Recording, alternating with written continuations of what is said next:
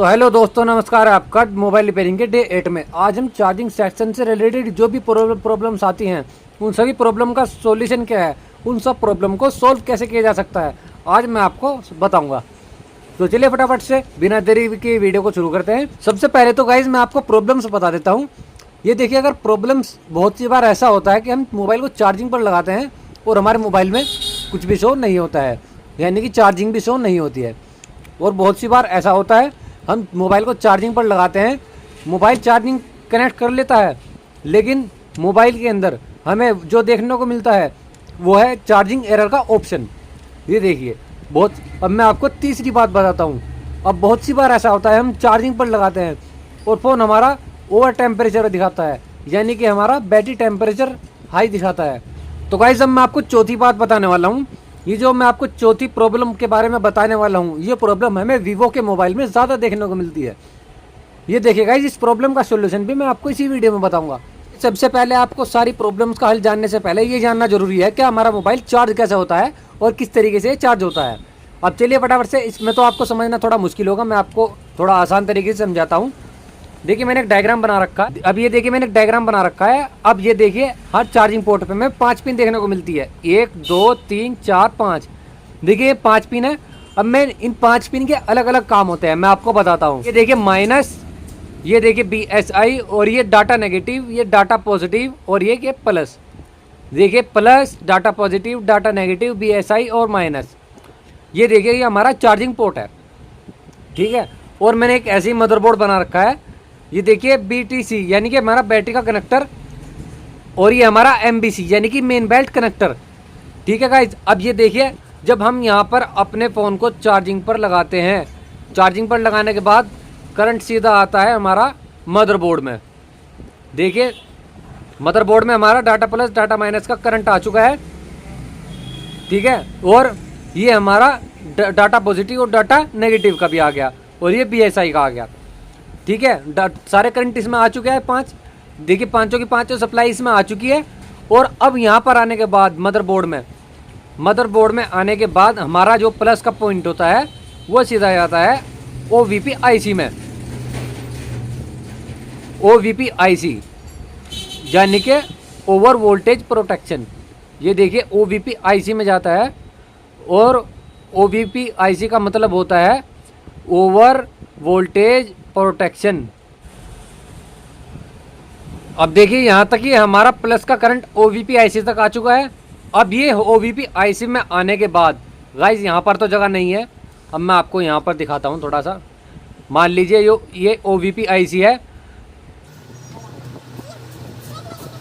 OVP IC है guys, उधर तो जगह नहीं है, मैं आपको इधर बनाकर दिखाता हूँ। ये देखिए हमारा प्लस का पॉइंट OVP IC में गया, और ये हमारा OVP IC किस तरीके से करंट देती है, ये देखिए ये करंट को स्टेबल नहीं रखती। अब करंट को स्टेबल कौन करता है, ये देखिए, क्योंकि गाइस हमारे चार्जर में जो करंट आता है वो इस तरीके से आता है। अब हमारे मोबाइल को चाहिए ऐसा करंट। अब हमारे OVP IC में जब करंट आता है तो OVP IC ऐसा ही करंट बनाकर देती है। ये हमारा जो है वोल्टेज को प्रोटेक्ट करके आगे भेजती है। फिर आती है हमारी कैपेसिटर की बारी। ये देखिए ये हमारे जो कैपेसिटर लगे होते हैं छोटे छोटे, इस तरीके से गाइस मैं आपको दिखा देता हूँ। अब देखिए मैं आपको कैपेसिटर दिखा देता हूँ। ये देखिए एक कैपेसिटर हो गया, ये हो गया, और ये हो गया, और ऐसे ये हो गए, ये सब हमारे कैपेसिटर और कंपोनेंट्स है। ये जब हमारे मदरबोर्ड में OVP IC के अगल बगल में लगे होते हैं तो ये हमारे वोल्टेज को स्टेबल करके चार्जिंग IC तक पहुंचाते हैं। ये हमारा चार्जिंग IC, ठीक है। ये हमारा करंट को, ये कैपेसिटर हमारे स्टेबल करके वोल्टेज को चार्जिंग IC तक पहुंचाते हैं, ठीक है। यहाँ तक आ गया चार्जिंग IC तक करंट।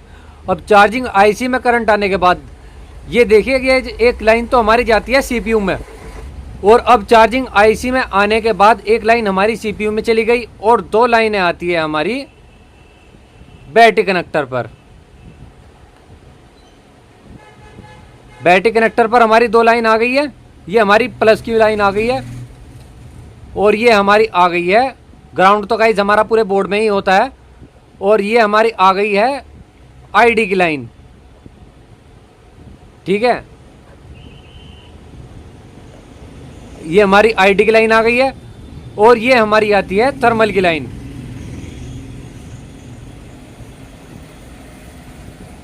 ठीक है, ये हमारे बैटरी कनेक्टर पर प्लस की लाइन आ गई, आईडी की लाइन आ गई और थर्मल की लाइन आ गई। ठीक है, देखिए गाइज, हमारे बैटरी के कनेक्टर पर 3 लाइन जो आती हैं, एक तो होती है प्लस की, ठीक है, और दूसरी होती है आईडी की, और तीसरी होती है थर्मल की, यानी कि बैटरी टेम्परेचर। और प्लस का तो आपको पता ही है कि प्लस किस तरीके से काम करता है। और आईडी का मतलब होता है गाइज, जो हमारे मोबाइल में परसेंटेज शो होती है ना, वो उसका काम करता है, यानी कि हमारे मोबाइल में परसेंटेज को शो करता है। और थर्मल का हमारा काम होता है बैटरी का टेम्परेचर को मेंटेन करके रखना, या फिर हमारे मोबाइल में सिग्नल देना कि हमारे बैटरी का टेम्परेचर गड़बड़ा गया है। अब देखिए, मैं आपको प्रॉब्लम्स के बारे में बताता हूँ गाइज। प्रॉब्लम्स, अगर हमारे मोबाइल में unable to charge please contact after sale service आ रहा है, तो आपको बैटरी कनेक्टर पर ये जो आईडी और थर्मल की लाइन है, इनको आपको चेक करना पड़ेगा, इनमें गड़बड़ होती है। क्योंकि गाइज, जब इनमें गड़बड़ होती है तब हमारा अनेबल टू चार्ज या फिर चार्जिंग एरर का ऑप्शन आता है। ये 3 प्रॉब्लम हमें एक ही चीज़ों से देखने को मिलती है, unable to charge please contact after sale service, ठीक है, और दूसरी प्रॉब्लम चार्जिंग एरर। ठीक है, देखिए चार्जिंग प्रॉब्लम भी हमें इसी सेक्शन से देखने को मिलती है, और परसेंटेज का शो ना होना, ये भी हमें इसी सप्लाई में देखने को मिलती है। तो गाइज, मैंने आपको 3 प्रॉब्लम का जो है सॉल्यूशन तो आपको बता दिया है, और मैंने आपको ये भी बता दिया है कि हमारे जैक में कितने प्रिंट होते हैं। जब तक हमारे ये चार्जिंग प्रिंट के DPDM सोल्ड नहीं होंगे तो हमारी बैटरी में परसेंटेज मोबाइल शो नहीं करेगा। ठीक है, तो गाइज़, मैंने आपको आज के लिए इतना बहुत कुछ बता दिया है। और गाइज़, वीडियो अच्छी लगी हो तो वीडियो को लाइक कर दीजिए और हमारे चैनल को सब्सक्राइब कर दीजिए ऐसी ही वीडियो देखने के लिए। और गाइज़, मैं आपके लिए बहुत मेहनत करता हूँ, तो गाइज़ प्लीज़ हमारी वीडियो को लाइक करिए और हमारे चैनल को सब्सक्राइब कर दिए mobile repairing day by day free सीखने के लिए। मिलते हैं डे 9।